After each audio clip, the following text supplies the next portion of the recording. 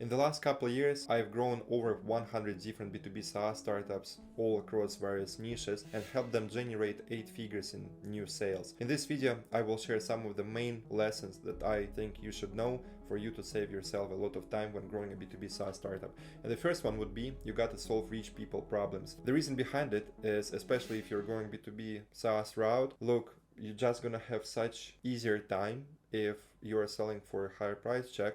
And it's not just that you put a different pricing page on your website, but rather you actually got to be going for solving a bigger pain, because the bigger pain you can solve and the more effectively you can do, the easier it will be for you to land deals at a couple $1,000 a month and all the way to hundreds of thousands of dollars a year. And if you're not going through a fundraising route, and many people watching are bootstrapping, and also even if you're raised a couple of VC rounds, still you just can scale easier if you can get customers to get on calls with you and sell through direct sales. When solving rich people problems, again, it allows you to charge higher price check, then it allows you to work with fewer people, understand them on a deeper level, find product market fit quicker, and it's just less of a burn a lot of money type route. And that's why for example, in the past few months, I've seen a good dozen startups and worked with a bunch of them, which have grown from like 10 to 40 and 50K in just a few months. Whereas maybe because I don't see as many, but if you were to look at the startups which are bootstrapping and are on a low monthly price tag, it's much harder to find those that would scale from 10 to 50, 80 and all the way to like 3 million ARR by going for a very small pricing route. Yes, this one would be a bit slightly more stable, but it's just gonna take you millions in extra burn runway. So that's why if you are working in a niche where you can go up market and when you can solve a bigger pain, you will just have an easier time to scale. Because look, one of the recent startups I onboarded inside SaaS Camp, they were charging like a few $100s a month. Then I told them, look, there are other startups in your niche that are charging thousands of dollars more, so let's just change your positioning completely and go for the same price tag as some other solutions in your niche, but also slightly above few other options. And just with this change plus fixing a lot on their sales side, we were able to add like dozens of thousands of dollars in new MRR.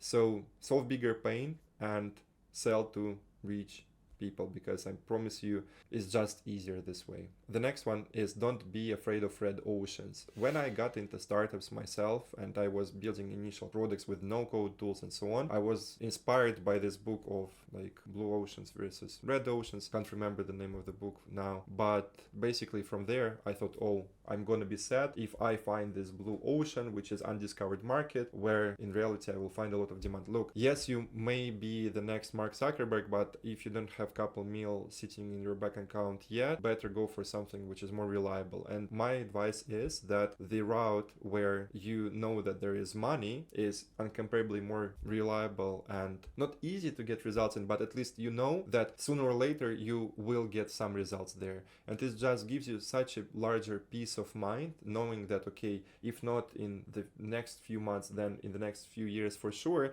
we're gonna get somewhere, because there are clear examples of how other founders are succeeding in this space. Whereas when you're growing a startup in a blue ocean market, not only you need to figure out all the messaging and who to sell to and why sell to them and do they even gonna buy this at any time in future, it's just so much harder to work on your startup. Because I remember those endless days when I was asking myself, like, is it all even worth it? Would anyone even be interested in buying my solution? It just, all this self-talk is making your job much harder when you're just focusing on, okay, yes, we know there is money there, we just need to find the best equation of how we're gonna get most of it the easiest way possible, and you're just attacking this problem. Then at least each day you don't need to ask yourself that much that, oh, is it even possible for us to make money there? So again, not saying that you don't have a chance to be the next billion-dollar company or, for example, a multi-billion-dollar one, but especially if this is like your first SaaS startup, I would definitely go for the route of going for the red ocean market and rather learn all the approaches and strategies for getting people to choose you in a competitive market, rather than you having the best solution in a market where there is no no money and no one actually wants to pay for it. So don't be afraid of red oceans. Yes, it's not super easy to compete with companies that have millions in funding, but after you watch some of my other videos on this topic, how you can get people to pay more for your solution even though there are cheaper alternatives, this will make it a bit easier for you. So check those videos out. The next one which I want to share is you got to use data when looking for message market fit, and you want to apply data correctly when going for identifying your messaging. The way it works is you, when running your campaigns, got to be running experiments and seeing, okay, when we were doing this one campaign, how the messaging there was better than the numbers we had in the other one. And this way, when running this A to B to C and to Z tests, you keep finding out what gets you a cheaper customer acquisition cost. And the lower your customer acquisition cost, the easier you can scale and the less money you need to burn to be scaling 2, 3x, 5x a month. And that's the same strategy that we're applying inside SaaS Camp with startups I'm working with, because there I focus on getting them to the first 1 million in annual recurring revenue. And what we do is we run a lot of A, B, C experiments, and we use data to tell us, okay, this messaging resonates with the market better than this one, because, for example, we got this 10K customer for $300 and we got this one 10K customer for $700. Okay, let's pick the one we got for 300, and then we do a couple more A/B tests around this. Such way you're able to scale a lot faster, and if you can run these experiments efficiently, then this is where you can get your competitive edge against large corporations, because for them to create a department to run certain marketing campaign and get the budgeting there and so on, this is slow for them. However, you can, if you know how to do it. For example, just this morning I put together 2 different Facebook ad campaigns which are already running and are showing to thousands of people. Typically I'm averaging between $100 to $200 cost per call. So over the years, I'm optimizing these campaign numbers. The cheaper you're able to get your sales, the sooner you find your message market fit, and the sooner you're able to get to your first 1 million in annual revenue. By the way, if you're not keen to be figuring it out all by yourself for the next couple of years, you can just go to saascamp.com, click apply, and if we are a good fit, I'm going to help you out to get to the first 1 million in annual recurring revenue. Because growing over 100 different startups, there are a few things that when doing this for the first few times you just would not know, and you can of course go do and figure it out all by yourself, or the route which I prefer is just I find those people who have already gotten results that I'm looking for, I pay them and they get me the same results quicker. So